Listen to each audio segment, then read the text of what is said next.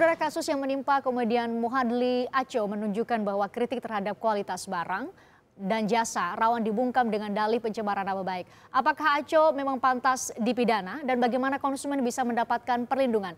Nah, untuk membahasnya sudah hadir di studio Saudara Koordinator Regional SafeNet sekaligus kuasa hukum Aco Damar Juniarto. Selamat malam Mas Damar. Selamat malam. Kemudian juga ada Wakil Ketua Harian YLKI Yayasan Lembaga Konsumen Indonesia Sudaryatmo. Selamat malam Pak Sudaryatmo. Ya, malam. Dan pengamat hukum dari Universitas Tarumanegara, Heri Firmansyah. Selamat datang di Sapa Indonesia Malam, Mas Heri. Sama-sama, terima kasih. Kita berdiri ada di sini berempat untuk berbicara mengenai kita nggak makan masuk ke proses lidik dan apalagi penyidikan dari pihak kepolisian. Tapi yang paling penting adalah ketika kita menyaksikan pemberitaan ini, saudara, Anda tentu bertanya, ranah mana, batasan mana yang jelas antara pencemaran nama baik dengan perlindungan konsumen. Kita juga punya hak dong kemudian untuk memberitahu orang terdekat atau siapapun untuk tahu bahwa kualitas barang atau jasa yang kita pakai ini kurang baik. Pak Sudaryatmo mungkin bisa menjelaskan kepada kami di mana titiknya, seharusnya seperti apa? Ya, terima kasih. Jadi ini memang pertanyaan yang sering diadukan ke YLKI kaitannya dengan bagaimana sih konsumen mengutarakan keluhannya supaya tidak menjadi persoalan hukum. Jadi langkah pertama yang harus dilakukan konsumen itu mencoba mengadu dulu ke pelaku usaha. Dalam konteks apartemen ini tadi itu adalah ke developernya. Kemudian kalau tidak mendapat tanggapan atau tanggapan tidak puas, itu terbuka kemungkinan dibawa ke pihak ketiga. Pihak ketiga ya, siapa? Pihak ketiga pilihannya cukup banyak ya. Bisa ke Badan Penyelesaian Sengketa Konsumen, kemudian bisa ke Badan Perlindungan Konsumen Nasional, bisa ke Lembaga Perlindungan Konsumen Sadar Masyarakat, YLKI termasuk LPKSM, bisa juga ke ini asosiasi real estate. Kalau dia member, dia bisa memediasi. Jadi sebenarnya kalau penyelesaian sengketa konsumen itu kan tahapannya kan piramid. Penyelesaian melalui jalur hukum itu baru dilakukan setelah tahap-tahap di bawahnya itu nggak bisa menyelesaikan.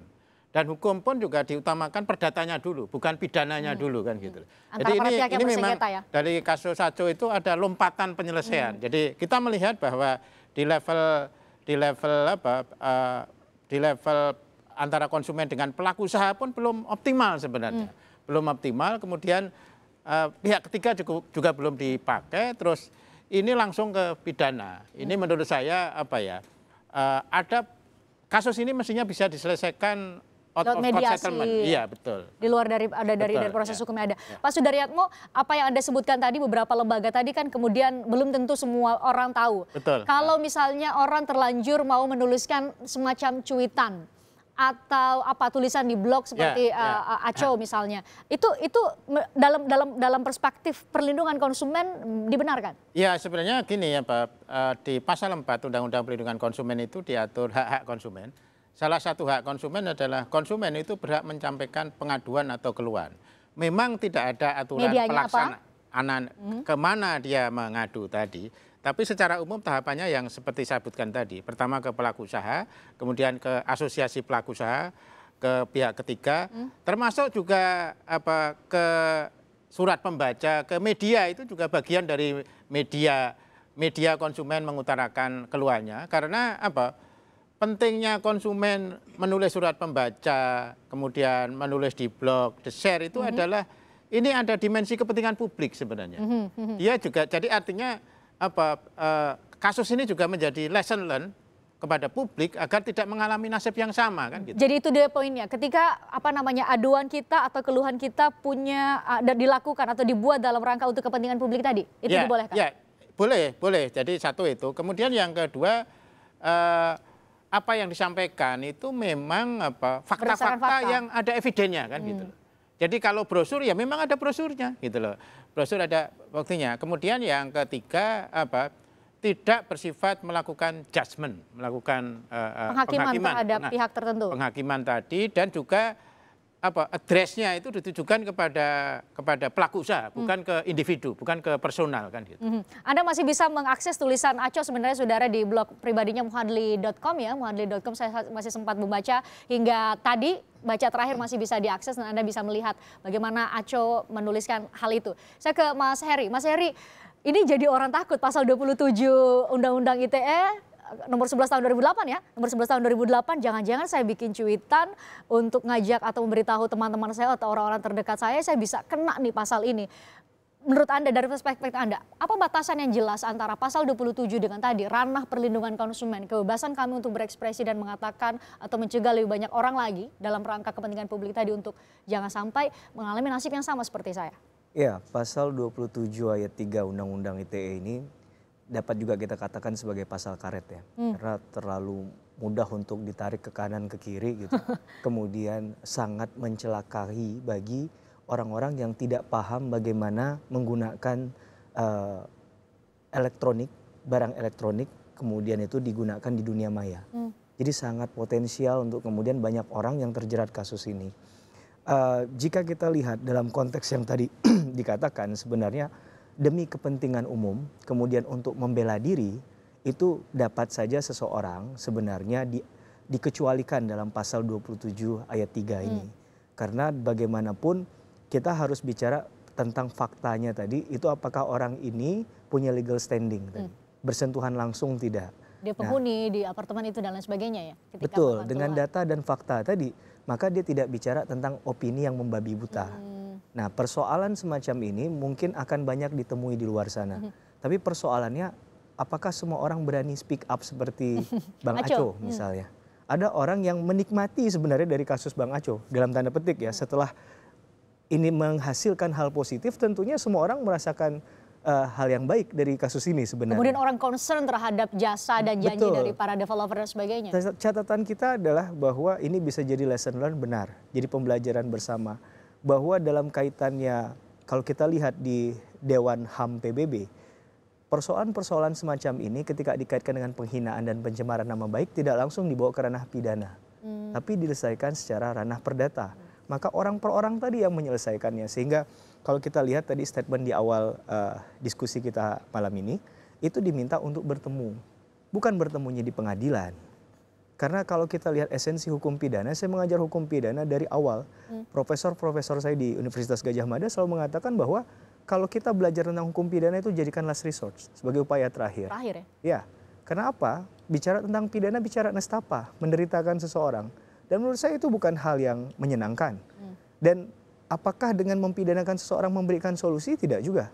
Jadi menurut saya tadi penyelesaian secara out of court settlement atau penyelesaian sengketa di luar pengadilan, itu salah satu hal yang menurut saya penting untuk diperhatikan sebagai dalam salah satu jalan keluar untuk ini ya. Betul. Mas Damar, Anda sudah mengusahakan, kami sudah membaca pemberitaan dan pernyataan dari Aco bahwa sebenarnya sudah mengusahakan untuk melakukan mediasi dengan pihak pengelola. Iya, ini perlu ditegaskan lagi. Jadi Aco sendiri baru tahu kalau dia dipermasalahkan itu pada tahun 2017.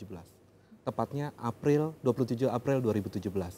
Pelaporan sendiri pada 5 November 2015. Jadi ada rentang waktu 2 tahun. Dia tidak tahu kalau dia dipermasalahkan. Nah, ketika dia tahu, yang dia lakukan upaya pertama adalah mencari tahu bagaimana caranya membuat, mencari jalan keluar ya. Jalan keluar terbaik adalah membicarakan. Dan dia sudah mengirim surat ke pihak pengelola untuk membahas persoalan ini. Lalu yang kedua adalah dia menelpon langsung pelapornya Pak Danang Suryo Winata itu. Kuasa hukum dari ini untuk minta bagaimana ini diselesaikan dengan baik-baik gitu ya, dengan dibicarakan, tapi ditolak. Jadi penolakan itu kan juga menjadikan Aco juga putus harapan ya. Jadi kalau begitu upaya ini, berbagai upaya baik sudah diupayakan dari April sampai dengan Agustus ini, tapi semua ditolak. Nah, saya mau menegaskan lagi yang tadi dikatakan oleh Mas Heri bahwa ultimum remedium atau the last resource dari pidana itu memang harusnya adalah harusnya dipakai oleh orang yang mengerti hukum seperti Pak Danang. Ini kan enggak, malah dikembalikan. Kalau lihat semua statement yang dikeluarkan oleh pihak Green Pramuka bahwa merasa dirugikan oleh Aco gitu ya, berarti kan sebetulnya pokok perkaranya adalah perkara perdata. Ada orang merasa dirugikan, tinggal kita buktikan saja kerugiannya berapa. Kalau dikatakan omset marketingnya menurun tuh, apa menurunnya berapa dan apa signifikansi dari si blog atau tweet yang sudah dilakukan di 2015 terhadap itu semua. Saya baca ada 200 komen atau respon terhadap tulisan itu, 200-an. Signifikannya berapa? Jadi kan imbas informasi kan tidak hanya satu arah aja, karena ada banyak informasi yang bisa didapat di internet. Di internet ini dengan cara yang sekarang adalah era ketika semua orang bisa secara transparan mencari informasi. Termasuk juga tadi misalnya review-review terhadap produk, itu bahkan sampai sekarang kita mungkin caranya udah agak beda Pak sama yang Bapak katakan. Bahkan dalam beberapa jasa sekarang menawarkan langsung tolong review produk kita sekarang. Oleh beberapa selebriti atau selebgram, Iya. bahkan diminta untuk kemudian Diminta memberikan untuk ini. review. Atau kita misalnya warga bisa langsung memberikan review kan dengan bintang 1 sampai bintang 5 misalnya. Kalau Beberapa jasa seperti itu, terus di bawahnya dikasih kolom komentar. Itu kan artinya memang kita diundang untuk memberikan testimoni terhadap layanan produk. Kalau kita tidak puas, lalu apa? Apakah kita tidak boleh mengisi 1? Apakah kita tidak boleh melakukan komplain? Apakah kita harus menempuh dulu jalan seperti tadi baru boleh mengisi bintang 1 dan itu? Jadi itu menurut saya sih percepatan zaman ini juga sebetulnya memberi warna yang berbeda terhadap ketidakpuasan dan pengelolaan konflik-konflik yang terjadi di zaman sekarang. Nah, bagaimana kemudian kita mengakomodasi segala perubahan yang ada ketika kemajuan teknologi termasuk media sosial berkembang begitu pesat, kemudian bagaimana kemudian orang bisa membedakan dalam ranah digital tadi, dalam ranah internet tadi untuk bisa membedakan masuk ranah pidana dalam hal ini pencemaran nama baik atau kemudian dia masih punya hak atau masih bagian dari haknya untuk melakukan berekspresi di dunia maya sekalipun. Kita akan bicarakan lebih konkret lagi Saudara untuk bisa memberikan gambaran kepada kita semua, pembelajaran kepada kita semua bagaimana membedakan kedua hal ini. Sesaat lagi di Sapa Indonesia.